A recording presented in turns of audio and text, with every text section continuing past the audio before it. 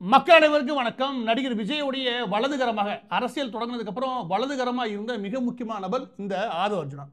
இந்த நபர் நேற்று ஒரு ஃப்ளைட்டை பிடிச்சி, அதாவது பிரைவேட் ஜெட்டை பிடிச்சி டெல்லி போறாரு. அதை வச்சு ஒரு விஷயம் ஓடிடுது. இந்த குறிப்பிட்ட விஷயத்தை வச்சு இந்த ரசிகர் மனநிலைன்னு ஒன்று இருக்கு இல்லையா, நேற்று இந்த பையனோட வீடியோ பார்க்குறேன்.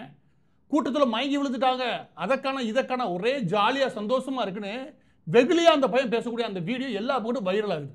இன்னொரு பக்கத்தை எப்போவுமே பார்க்க முடியுது, மதுரையிலேருந்து இப்போ வரைக்கும் நீ கவனிச்சீங்கன்னா பச்சை குழந்தைங்களாம் தூக்கிட்டு வந்து பெண்கள் நின்று என்னமோ அதோ பெருமையாக பேசி அதனால ஏற்பட இறப்பு இருக்கு இல்லையா, அதில் பாடம் கற்றுக்கிட்ட மாதிரி தெரியல. ஏன்னா ஆன்லைன் முழுவதுமாக அதை மறந்து வேறொரு பக்கம் 41 பேருக்கு இறப்பு இருக்கு இல்லையா, அதுக்கு ஒரு இரங்கல் செய்தி கூட ஒரு போஸ்டர் கூட ஒட்டாத ஒரு கட்சி இந்த கட்சி. அதோட சம்மந்தப்பட்ட எந்த ஒரு நபர்களும் விஜய் விட்டுருங்க, அதோட இரண்டாம் கட்ட தவறு கூட எவ்வளோ வந்து பார்க்கல. ஆனால் இன்னைக்கு உட்காந்துட்டு விஜய் செஞ்சிருக்க மாட்டார், விஜய் நல்லவர், விஜய் வல்லவர், ஐயோ அவருக்கு போய் இப்படி ஆயிடுச்சு, அவர் மனசு நொந்து போய் உட்காந்துருக்காரு, அவர் கஷ்டப்படுறாரு, அவர் சாப்பிடலையே, இப்படி இஷ்டத்துக்கு எழுதியிருக்கானுங்க. இந்த ரசிகர் மனநிலை இல்லையா, இந்த மனநிலை எப்போதுமே ஆபத்தானது. ஏன்னா அது உண்மையை உணர விடாது. எது உண்மை நான் சொல்றேன், நீங்க பொறுமையா உட்காந்து நீங்களே தேடுங்க. இது வரைக்கும் நீங்க அரசியலே பார்த்துருக்க மாட்டீங்க இல்லையா. ஏன்னா நீங்க வெகுளியா பேசுறத வச்சு நான் புரிஞ்சுக்க முடியுது, நீங்க அரசியல்னா என்னன்னே தெரியாம, அரசியலை பத்தி எந்தவித புரிதலும் இல்லாம கண்மூடித்தனமா ஏதாவது எதிர்த்து பேசினாலும் அது அரசியல் நம்பிக்கிறீங்க, இல்லை சினிமா முகத்துல சினிமா டைலாக்லாம் பேசிருக்கீங்க. அதெல்லாம் ஒரு ஓரமாக வைங்க. இந்த ஆதவ அர்ஜுனா பற்றி சொல்கிறீங்க.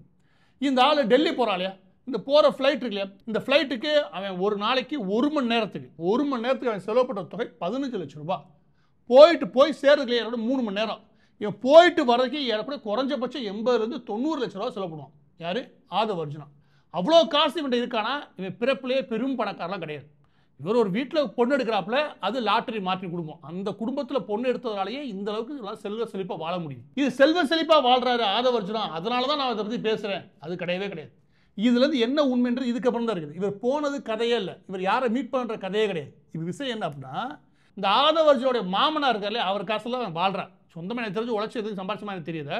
இந்த நபர் யார் அப்படின்னா லாட்டரி மார்ட்டின். 1996 அதுக்கு முன்ன வரைக்கும் போலி லாட்டரி தொழிலை விட்டுருங்க, போலியா லாட்டரி அடிச்சு ஊரை ஏமாத்தி பல குடும்பங்கள் நடுத்தருவுக்கு கொண்டு வந்து லாட்டரி வித்து அதன் மூலமா கொள்ளையடிச்ச கும்பல் தான் இந்த கும்பல்.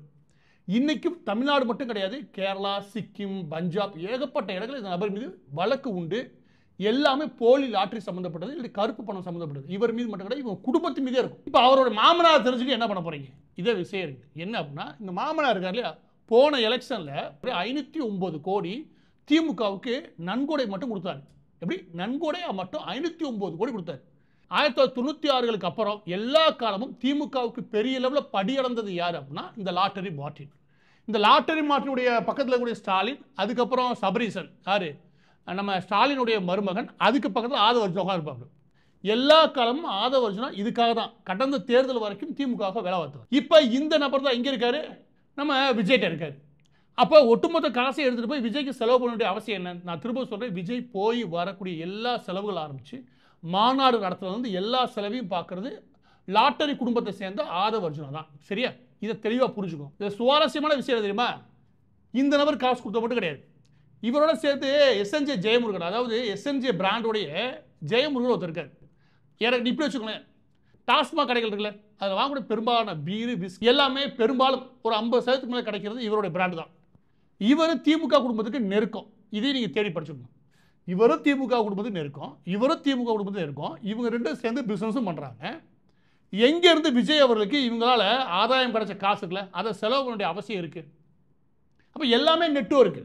நீங்கள் எதுக்கிறது வெளியே பார்க்கலாம், ஆனால் உள்ளே இருக்கிறது நெட்வொர்க் இருக்குல்லையே, நீ கொஞ்சம் ஆய்வு பண்ணினா எல்லாம் உள்ள இணக்கமான நெருக்கமான சூழல் இருக்கும். எனக்கு தெரிஞ்ச லாட்டரி மார்ட்டினுக்கு திமுக செலவு பண்ணது போக இப்போ தனக்கே ஒரு கட்சி தேவை, அதை வச்சு தன்னை காப்பாற்றிக்க முடியும்னு லாட்டரி கும்பல் நினைக்குது. அதுக்கு தான் விஜய் தேவைப்படுறார். அதுக்காக தான் அவங்க 2000 கோடி வரைக்கும் செலவு பண்ண தயாராக இருக்காங்க.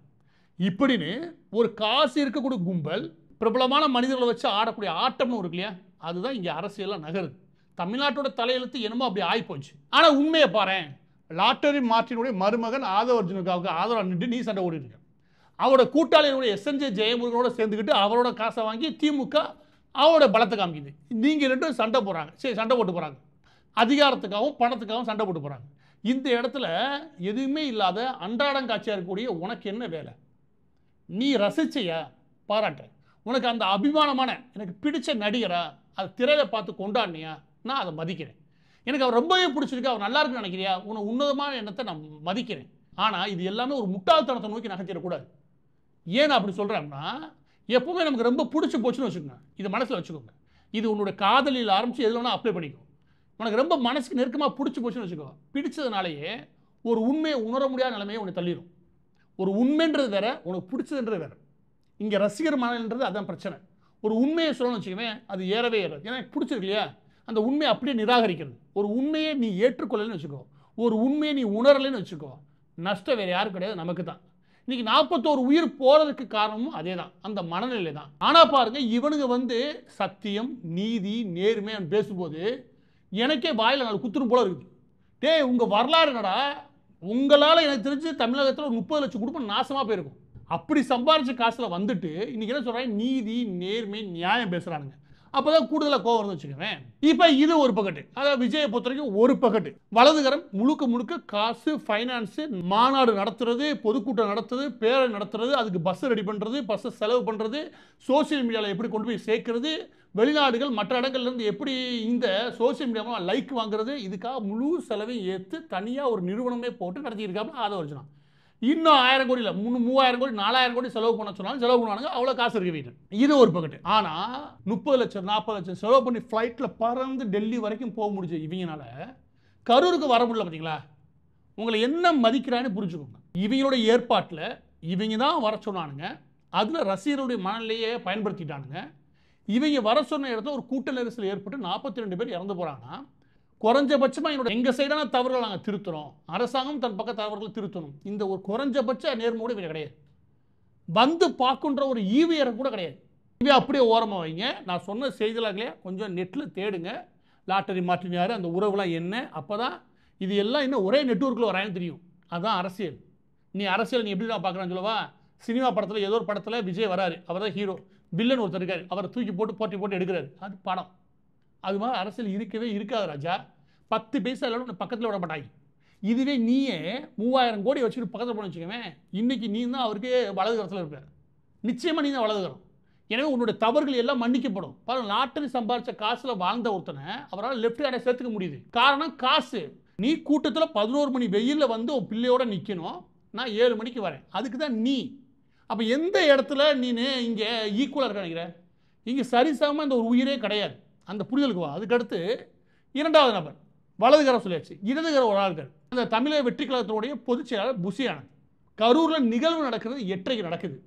8:45 இந்த ஆள் வெளியே கிளம்பினது தான்.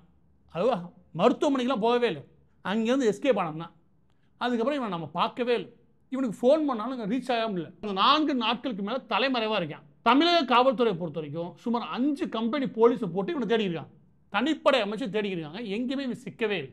என் கேள்வி என்ன அப்படின்னா, இந்த நபர் பொதுச் செயலாளர், அதாவது இடதுகரமாக இருக்கக்கூடிய நபர் விஜய்க்கு. இவர் தலைமறைவாக இருக்கிற விஷயம் விஜய்க்கு தெரியாது நினைக்கிறீங்க? இல்லை விஜய்க்கு சொல்லாமல் போய் தலைமறைவாக ஆகிட்டான்னு நினைக்கிறீங்க? இதெல்லாம் நடக்க நம்புறீங்க?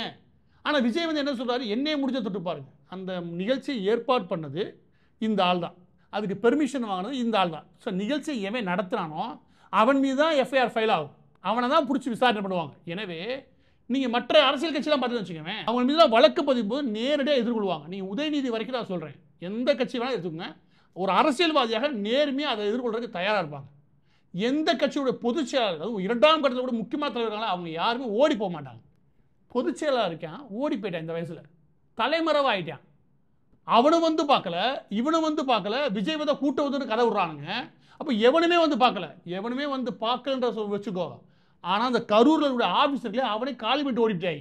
அப்போ பொதுச் செயலாளர் எங்கே இருக்கான்னு விஜய் தெரிஞ்சே தான் அது சொல்லவே இல்லை. நேர்மைன்னு ஒன்று, சரி நேர்மையை விட்டுருங்க, ஒரு தைரியம்னு ஒன்று இருந்தால் நீங்கள் போய் கைதாகுங்க, நாம் எதிர்கொள்வோம், நம்மகிட்ட என்ன தவறு இருக்குது அப்படின்னு சொல்ல முடியுமா இல்லையா? தன்னுடைய தவறு, அங்கே நாங்கள் கரூரில் எந்த தப்பும் பண்ணலைங்க, ஒரு பர்சன்ட் நான் காரணம் இல்லை கை கலவுறாங்களே, இந்த மனநிலையிலே இது ஒரு கேவலமான புத்தின்னு தெரியும். அதில் வழக்கு பதிவு செஞ்சால் நேர்மையாக எதிர்கொள்வோம் இல்லாமல் யாரோ ஒரு தொண்டர் இல்லாட்டி ஒரு சின்ன நிர்வாகினா பரவாயில்ல, கட்சியோட பொதுச் செயலாளர் தலைமறைவாகிறானா இவெல்லாம் யார்? இவங்கெல்லாம் பாதுகாப்பாக இருப்பானுங்க. கரூரில் இறந்து போன இடத்துக்கோ அந்த குழந்தைகளையோ அந்த வீட்டையோ சந்திக்க பக்கு இல்லாத இவனுங்க அழைப்பில் ஏற்று தான் நீங்கள் போய் 11 மணி வெயிலில் 35 டிகிரி வெயிலில் 7 மணி நேரம் காத்திருந்து தண்ணி இல்லாமல் நிற்க வேண்டிய அவசியம் உருவாகலையா? அது எதனால் நினைக்கிறீங்க? கொஞ்சமாவது பகுத்தறிவோட யோசிங்க. எதனால் ஏற்படும் நினைக்கிறீங்க? ரசிகர் மனநிலை மட்டுமே இருக்குது. ரசிகர் மனநிலை மட்டுமே இருந்தனா ஆபத்து உனக்கானது. நீ முழுக்க முழுக்க ஒரு ஆபத்தை உனக்கும் சேர்த்து இந்த சமூகத்துக்கும் சேர்த்து உருவாக்குற. ஏன்னா உனக்கு அரசியலை பற்றியான புரிதலும் கிடையாது. இந்த அரசியல் எப்படி நடக்குன்ற தெளிவும் உனக்கு கிடையாது. இவங்களாம் எப்படி தப்பிக்கிறான்ற விஷயமும் புரியலை. இந்த அரசியல் தொடங்குறமே இந்த நாட்டில் இந்த மாநிலத்தில் என்ன மாற்றத்தை நம்ம கொண்டு வர போகிறோம் அப்படின்ற விஷயமும் தெரியலை. அரசாங்கத்தோடைய கட்டமைப்பு என்னன்றதும் புரியலை. இதனுடைய கட்டமைப்புகள் எப்படியா மாற்றி அமைக்கிறதுக்காக விஜய் வர அதுவும் தெரியலை. இப்படி அரசியல் ஒரு பகுதி, அரசாங்கம் ஒரு பகுதி. இந்த ரெண்டை பற்றியுமே எதுவுமே தெரியாமல் சினிமா படத்தில் வரக்கூடிய வசனங்கள், சினிமா ஹீரோ மனநிலை, அவரை கொண்டாடும் மனநிலை நீ இருந்தேன்னா நீ உன் வேலை வெட்டியும் இழந்து உன் பொழப்பையும் கெடுத்து குடும்பத்தையும் கெடுத்து சமூகத்துக்கு ஒரு கேடான செயலாக வந்து நிற்ப. எனவே பதிவோட இறுதியாக நான் சொல்ல வேண்டிய விஷயம் என்ன அப்படின்னா, இதை நான் விஜய் ரசிகர்களுக்கு மட்டும் சொல்லலை, சினிமா ரசிகர் மட்டும் ஒரு இல்லையா, அது ஏன் இந்த தமிழகத்தை இந்த அளவுக்கு கேவலமாக இருக்குன்னு நான் புரிஞ்சிக்கவே முடியல. ஊரே காரி துப்புற மாதிரி இருக்குது. இந்த உலகத்தில் ஏதோ ஒருத்தர் கேட்டால் வச்சுக்கவே காரி துப்புவானுங்க. அந்த அளவுக்கு அசிங்கமாக இருக்குது, பார்க்கவே அருவருப்பாக இருக்குது. இதை பற்றி நான் பேசுகிறதே கிடையாது. இந்த பையனோட வீடியோ பார்க்கும்போது சில வெகுளியான நிறைய பசங்க இருக்க தான் செய்கிறானுங்க. அப்போ என்னன்னு விஷயம் சொல்கிறது நியாயமாக இருந்துச்சு, அதனால் சொல்கிறேன். இதை பார்க்கக்கூடிய பெற்றோர்கள் தயவுசெய்து சொல்கிறேன், குழந்தைகளுக்கு நல்ல அறிவை சொல்லிக் கொடுத்து பழகுங்க. எந்தெந்த விஷயம் நடக்குன்ற கொஞ்சமாக ஆய்வு பண்ணணும். எவன் மேலே எப்படியா இருக்கேன், எதுக்கும் வெகுளியாக போய் விட்டில் பூச்சியாக வந்து சாகக்கூடாது. இந்த வயசில் இருக்கிற பையனுக்கு தேவையானது படத்தை பார்த்தியா, உன் வேலை வெட்டியை பார்த்தியா இருக்கணும். உனக்கு வாழ்க்கையில் எப்படி முன்னேறுன்ற தேவை இருக்கணும். நான் தான் சொல்கிறேன்ல, நீ ஒரு தொழில் முனைவராக மாறி பெரிய தொழிலதிபராக மாறன்னு வச்சுக்கோங்க, விஜய் உன் வீட்டுக்கே தேடி வருவார். இதே யதார்த்தமான உண்மை, இதை தான் நிதர்சனம். எப்படி லாட்டரி மாற்றின்னு அவ்வளோ பெரிய கொள்ளைக்காரன், ஊருக்குள்ளே அவ்வளோ பாவம் பண்ணவன், அந்த குடும்பத்திலேருந்து வர காசு இருக்குல்லையா, அதை அவர் பக்கத்தில் சேர்த்துக்க முடியுதுன்னு எதனால்? உன்னை நிச்சயம் சேர்த்துக்க மாட்டார், கண்டிப்பாக சேர்த்துக்க மாட்டார். ஏன்? உன்ட்ட டப்பு கிடையாது. நீ நல்லவனாகவும் உயிரையே கொடுக்க கூட தயாராக இருக்கலாம், நீ அவசியம் கிடையாது. அவர் பக்கத்தில் இருக்க வேண்டிய நபர் ஆதவ அர்ஜுனா தான். இந்த யதார்த்தத்தை புரிஞ்சு இது உண்மை அப்படின்னு மனசில் உள்வாங்கி ரசிகர் மனலேருந்து கொஞ்சம் வெளியே வந்து திரைப்படம் பார்த்தோமா அதோடு நிப்பாட்டு. நாளைக்கு ஓட்டு கூட நீ போட்டுக்கோ, நான் அதை பற்றின பிரச்சனை கிடையாது. ஆனால் இப்படி போய் வெயிலில் வாடி கருகி சாவுறது இருக்கு இல்லையா, அது குழந்தைகள்லாம் கூட்டி போய் சாவுறது இல்லையா, இந்த நிலைமையை இனிமேலாவது உருவாக்காம இரு. பெற்றோர்கள் கொஞ்சமாக கண்டித்து வளங்க.